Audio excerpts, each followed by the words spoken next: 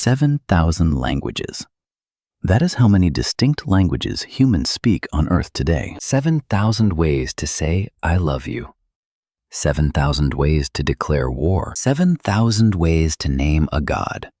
But here is the question nobody asks. Why 7,000? Not 2, not 50, 7,000. Each with its own grammar, its own logic, its own way of carving reality into categories the other 6,999 cannot quite capture.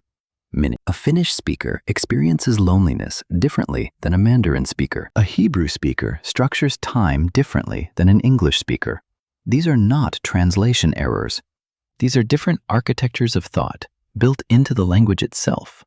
The book of Genesis offers one answer. Before Babel, according to the text, the whole earth had one language and one set of words. Every human being on the planet could understand every other human being. Then came the tower, then came the scattering, then came the 7,000. But what if the scattering never happened? What if the people of Shinar finished what they started? The tower rose, and God looked down and decided to let it stand. What if there was no confusion of tongues, no dispersal across the earth, no fracturing of the single human voice into thousands of dialects, drifting further apart with every generation? The answer is not simply, everyone would speak the same language today. The answer reaches into every war ever fought over a border. Haka, every philosophy ever written, every empire that rose by controlling the words its subjects were allowed to use. Pull out the scattering at Babel, and you do not just change linguistics, you change what it means to be human. Every messianic movement in Jewish history collapsed the moment its leader died. Theudas, executed by Rome around 46 AD. His followers scattered within weeks. Simon of Perea, killed by Herod's forces. His movement dissolved before the year was out. Judas of Galilee, dead after a failed revolt. His name survived only in Roman records as a cautionary note. No resurrection, no exception. This is the pattern. And without the resurrection, the Jesus movement had no reason to be different. The disciples were fishermen, a tax collector, a handful of women from Galilee. They had no political power, no military backing, no institutional infrastructure. What they had was a belief that death had been reversed. Remove that belief, and you remove the only thing that made them stay in Jerusalem instead of walking home. Paul never converts. This matters more than almost anything else in the chain. Paul, born Saul of Tarsus, a Roman citizen, fluent in Greek, trained in both Jewish law and Hellenistic philosophy, was the single figure most responsible for carrying the Jesus movement outside Judea and into the wider Roman world. His letters predate the Gospels. His missionary journeys established communities from Antioch to Corinth to Rome itself. Without the resurrection as the centerpiece of his theology, Paul has nothing to preach. A dead teacher with good ethics is not news in the first century. The ancient world had plenty of those. Without Paul, Christianity does not reach Greece. Without Greece, it does not reach Rome. Without Rome, it does not get the institutional weight of an empire behind it. The 300 years between the crucifixion and Constantine's conversion in 312 AD were the incubation period. Small communities, meeting in houses, sharing texts, enduring persecution. What kept them together was not moral philosophy. It was the specific claim that one man had walked out of a sealed tomb. Take that away in year one, and there is nothing to incubate. Constantine converts to something else, or to nothing. The Edict of Milan, which granted religious tolerance across the Roman Empire in 313 AD, is never written as a Christian document.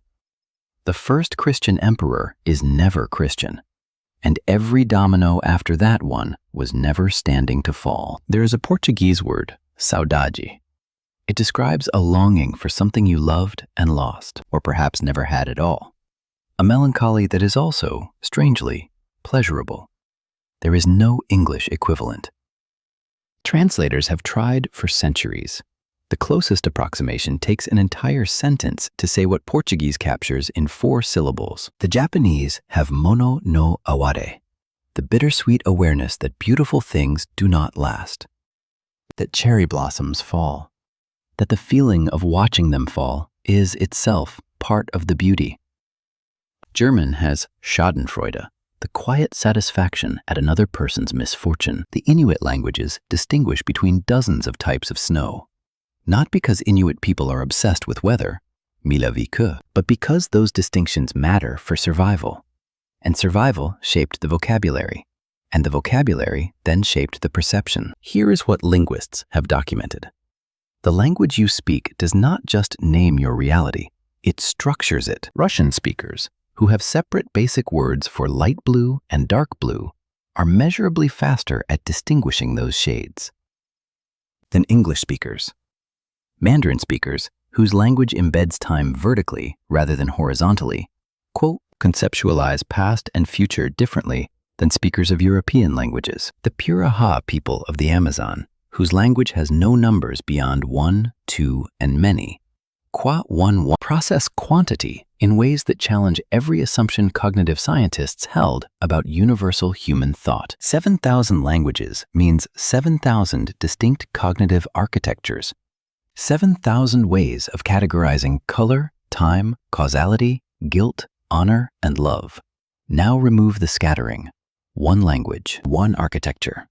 The concepts that only exist inside specific languages do not get invented, because the communities that would have invented them never diverged enough to need them. The philosophical traditions that emerged from Arabic, from Sanskrit, from classical Chinese, traditions that gave the world algebra, the concept of zero, theories of impermanence, that Western philosophy took centuries to rediscover, all of these grew out of linguistic communities that developed in isolation from each other. Isolation was not the disease. Isolation was the laboratory. A world with one language at Babel is a world that thinks in one direction. If that idea does not unsettle you yet, consider this. Every act of resistance in human history has been spoken in a language the oppressor did not fully control. Welsh survived Roman occupation partly because Latin never fully penetrated the mountains. Hebrew was declared a dead liturgical language and came back as a living tongue in the 20th century, rebuilt word by word by people who refused to let it go. The Kurdish language has been banned, suppressed, and criminalized across 4 countries simultaneously, and it is still spoken by 30 to 40 million people. Language is not just communication. Language is where identity goes when everything else has been taken away. If there is only one language from the beginning, that refuge does not exist. Every empire in history has had a language problem. Rome solved it by making Latin the language of law, administration, and military command, while quietly tolerating Greek in the East, Aramaic in the Levant, Coptic in Egypt. The trick was not elimination. The trick was hierarchy, Latin on top, everything else beneath, and the gap between them was where Roman power lived. The moment you wanted a contract enforced, a tax dispute heard, a promotion in the legion, you needed Latin. The empire did not need to ban local languages, it just made Latin the only language that counted. The Abbasid Caliphate did the same with Arabic. The British Empire did it with English across 5 continents. The French did it so aggressively that as recently as 1994, France passed a law, the Loi Toubon, requiring French in all official government communications, advertisements, and workplaces.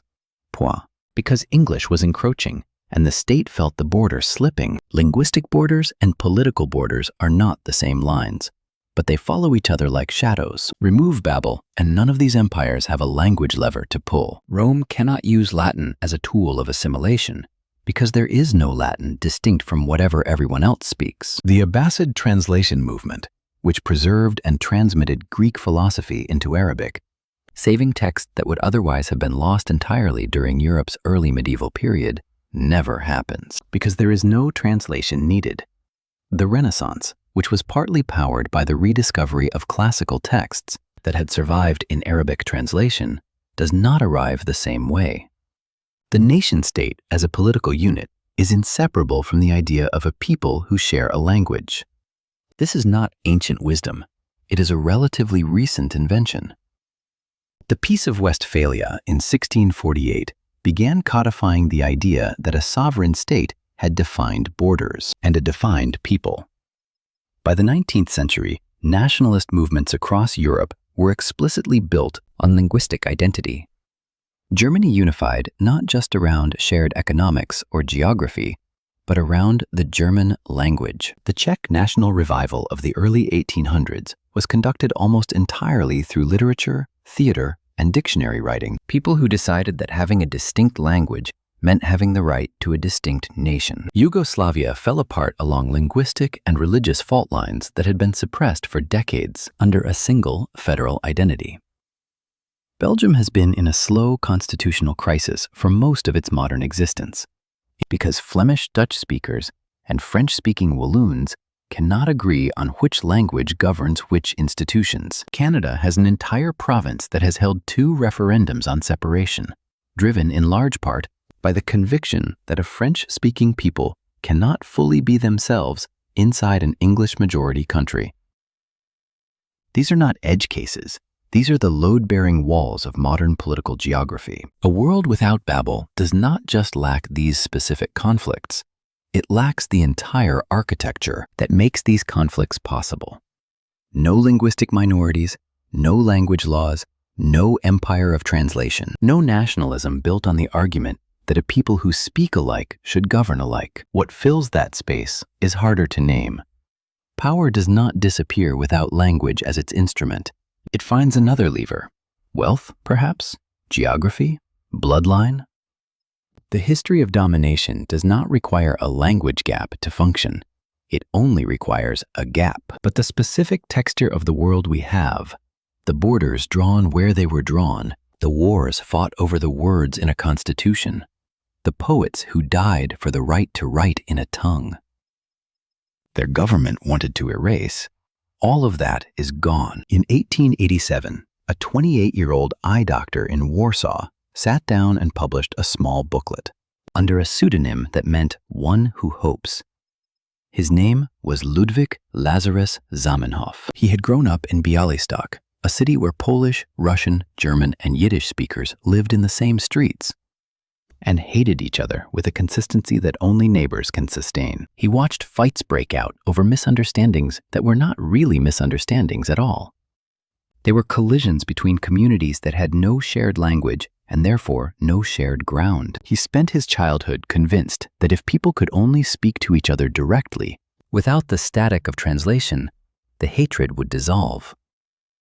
The booklet introduced Esperanto, a constructed language, grammatically simple, politically neutral, belonging to no nation and therefore to all of them. Zamenhof gave it away for free. He refused to own it, refused to profit from it. Quote-unquote, refused to let any single country claim it as theirs. At its peak in the early 20th century, Esperanto had somewhere between 1 and 2 million speakers across Europe, Asia, and Latin America. Clubs formed in Tokyo, Buenos Aires, Shanghai. Entire literary magazines were published in a language that had existed for less than 30 years. For a brief moment, it looked like Zamenhof's dream might actually work. Then the 20th century arrived with its full weight. Stalin declared Esperanto a language of cosmopolitan spies and had its Soviet speakers arrested during the Great Purge of 1937 and 1938. The logic was precise and brutal. A language that belonged to no nation was a language that owed loyalty to no nation, Yendina Morata. And in Stalin's Soviet Union, that made you a traitor by definition. Thousands of Esperanto speakers were sent to labor camps. Zamenhof's own children, 2 of his 3, were murdered at Treblinka in 1943. Hitler, independently, reached the same conclusion from a different direction.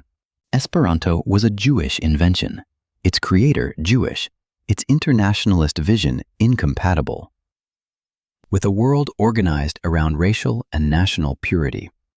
The Gestapo specifically targeted Esperanto associations across occupied Europe. A language built to end linguistic conflict was destroyed by the 2 regimes most committed to using language as a weapon of power. Zamenhof did not live to see any of this. He died in 1917, the year the Russian Revolution began remaking the world. His language had tried to soften. But his story is the most precise answer available to the question Babel poses. Even when a human being of extraordinary sincerity, intelligence, and goodwill deliberately constructs a neutral, common language and gives it freely to the world, power finds a way to make language dangerous again. Not because language is inherently a weapon, but because the people who hold power have always understood something Zamenhof believed could be overcome. A people with a shared language have a shared interiority that cannot be fully monitored, fully controlled, fully owned. Babel did not curse humanity with 7,000 languages. It may have distributed the risk. One language means one point of failure. One language means whoever controls the dictionary controls the world. Zamenhof spent his life trying to build the tower back. 2 of his children were murdered inside the ruins of what that tower became. So here is what the tower would have given us. No wars over which language belongs on a street sign. No children beaten in boarding schools for speaking their mother tongue. No Welsh, no Kurdish, no Hawaiian pushed to the edge of extinction by governments that understood correctly that a language is a place where resistance lives. No Zamenhof, no Esperanto, no 2 children on a train to Treblinka because their father believed words could save the world. That is the case for the tower. And it is not a small case. But consider what the tower takes. It takes saudade. It takes mono no aware. It takes every concept that exists in one language precisely because that community of people lived a specific life, in a specific place, and needed a word for something no one else had yet experienced. It takes the Arabic scholars who preserved Aristotle while Europe was burning libraries. It takes the Sanskrit grammarians who developed theories of linguistics 2,000 years before Saussure. It takes the classical Chinese poets who built an entire aesthetic philosophy around what language cannot say. It takes the moment a child hears her grandmother's language for the first time and understands, without being told, that she comes from somewhere. The tower promised unity. What it actually would have built is uniformity. And those 2 words are not the same word in any language. Genesis frames the scattering as punishment. 70 languages bursting out of one, people drifting apart, the great project abandoned. Meet the tower left unfinished against the sky. But unfinished towers have a way of becoming the most important structures in a civilization, not because of what they contain, but because of what their absence forced people to build instead. 7,000 languages, 7,000 ways of being human. The tower never fell. It just became something larger than one building could hold.